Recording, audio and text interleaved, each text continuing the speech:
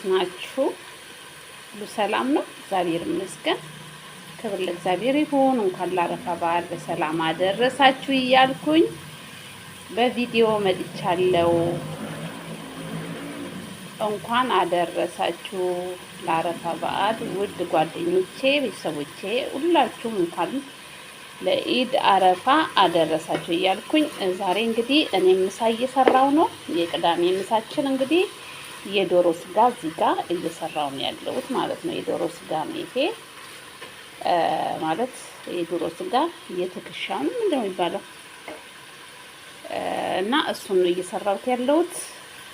እንደነገርኳችሁ ያው ክብደት መቀነሽ ስንፈልግ መብላት ያለብን የዶሮ ስጋ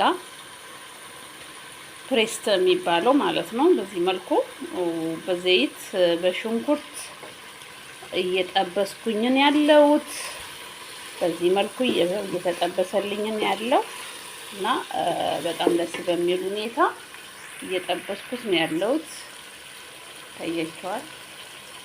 እና እዚህ ጋር አርናቢት ወይንም አበባ ጎመን አለኝ። አበባ ጎመኔን በዚህ መልኩ ጨመርኩበት። በዚህ መልኩ አበባ ጎመኔን ዶሮዬ ላይ ቀላቀልኩት ማለት ነው። አበባ ጎመን ለምሳሌ ተጠብሰው እንደ ቺፕስ ማለት እንደ ድንች እንደምንጠብስ በጣም ይጣፍጣል።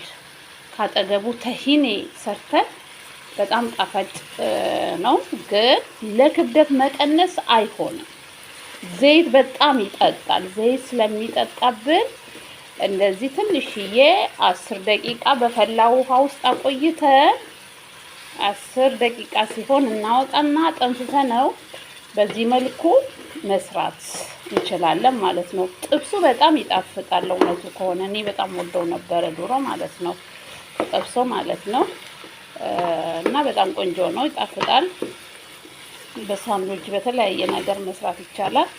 እና እኔ ግን ክብደት መቀነስ ላይ ስላለው ባዶውን ስለምበላ ምግቡን ካለ ክብዝ ካለ ሩዝ ባዶውን ስለምበላው በዚህ መልኩ ሳልጠብሰው 10 ደቂቃ ብቻ በማገንፈል ከዚህ ከዶሮ ስጋ ጋር እየሰራው ነው ማለት ነው። አጥንት የወጣለት የዶሮ ስጋ ደረት ማለት ነው፣ ፕሬስት የሚባለው እሱም በዚህ መልኩ እየሰራው ነው።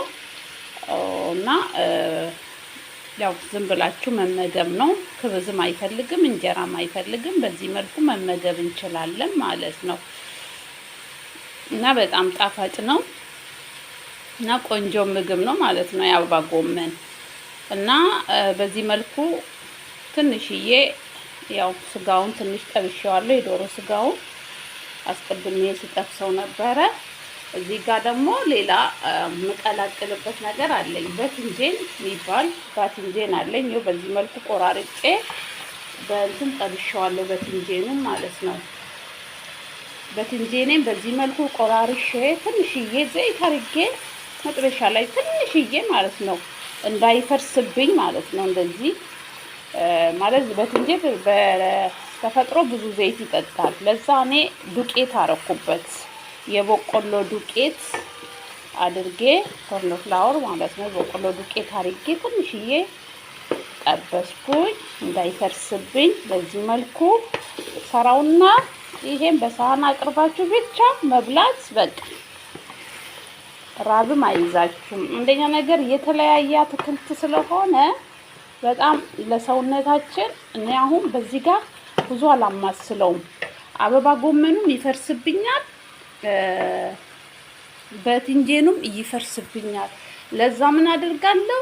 ትንሽዬ እሳቱን ቀንሼ ቀስ ብሎ እንዲበስልልኝ አደርጋለሁ። እዚህ ጋር ቃሪያ እና ነጭ ሽንኩርት ማጂ አዘጋጅቻለሁ ማለት ነው። በዚህ መልኩ ቀላቅልና እሳቴን ቀስ ብሎ እንዲበስልልኝ አድርገዋለሁ ማለት ነው። በዚህ መልኩ እንዲበስልልኝ ካደረኩት በኋላ በእንፋሎት ይበስልልኛል። በቃ አለቀ። ይሄ ለ3 ቀን እመገበዋለሁ ማለት በጣም ፍሬሽ ነው። እጃችሁ ላይ የምትሰሩት ፍሬሽ እና ይሄ ጠቃሚ ነው ለሰውነትም። በዚህ መልኩ እንግዲህ አብስለ ነው ክድና አድርጓለሁ። በትንጄኑም እንዳይፈርስብኝ፣ አበባ ጎመኑም እንዳይፈርስብኝ እሳቱን ቅንስ አድርግና በቃ አበስለዋለሁ ማለት ነው። በዚህ መልኩ ካበሰልኩት በኋላ እንግዲህ ቆንጆ ምግብ ይሆንልናል ማለት ነው። እናንተም ስሩ፣ ሞክሩት። ቪዲዮውን ከወደዳችሁት ደግሞ ላይክ፣ ኮሜንት፣ ሰብስክራይብ አድርጉ። ቤተሰብ ሁኑ። የተለያየ ነገር ይዤላችሁ እመጣለሁ፣ ክብደት የሚቀንስ እና እውነቴን ነው የምላችሁ። በጣም እንጀራ ከተወኩኝ በኋላ ነጭ ዱቄት ነው እንጀራ፣ ትክክለኛ የኢትዮጵያ ጤፍ አያወፍርም። ግን እዚህ ምንበላው በአረብ ሀገር ላይ ምንበላው ይሄ ነጭ ዱቄት ሆድ ነው የሚነፋ። እኔ እንጀራ እጋግራለሁ፣ እንጀራ ጋጋሪ ነኝ። ለማንኛውም እንጀራ ጋግሬ አከፋፍል ነበረ። ግን በጣም እንጀራ ስለምበላ በጣም ወፍሬ ነበረ። ግን አሁን ክብደቴ መቀነስ ሲጀምር እንጀራ ሳቆም፣ ዳቦ ሳቆም፣ ኬክ መብላት ሳቆም እውነት ሰውነቴ እየተስተካከለ ነው ያለው። እና ይሄን እንደዚህ አድርጋችሁ ሰርታችሁ ተመገቡት። በጣም ትጠቀማላችሁ። አንደኛ ነገር ለሰውነታችሁ ብዙ ፕሮቲኖች፣ ቪታሚኖች ታገኙታላችሁ። እንደገና ኪስ የማይጎዳ እንትን ነው፣ አስቤዛ ነው። ኪስ የማይጎዳ ብዙ ገንዘብ የማይፈልግ በትንጄንም ርካሽ ነው። አርናቢት ወይንም አበባ ጎመን፣ አርናቢት በአረብኛ እንደዛ ነው የሚባለው። የአበባ ጎመን በጣም ርካሽ ነው እና በዚህ መልኩ በትንጄን ርካሽ ነው። ዶሮ ትንሽዬ፣ ምንም ብዛት አያስፈልግም። ስጋ እኛ እድሜ ልካችን ስጋ ስለምንበላ ምንም ይሄን ያክል ስጋ ብዛት አያስፈልገንም። ትንሽዬ አድርገን በዚህ መልኩ ሰርተን መመገብ አለብን እና ቪዲዮውን ከወደዳችሁት ላይክ፣ ኮሜንት፣ ሰብስክራይብ ማድረግ እንዳትረሱ። ቻው። በጣም አመሰግናለሁ።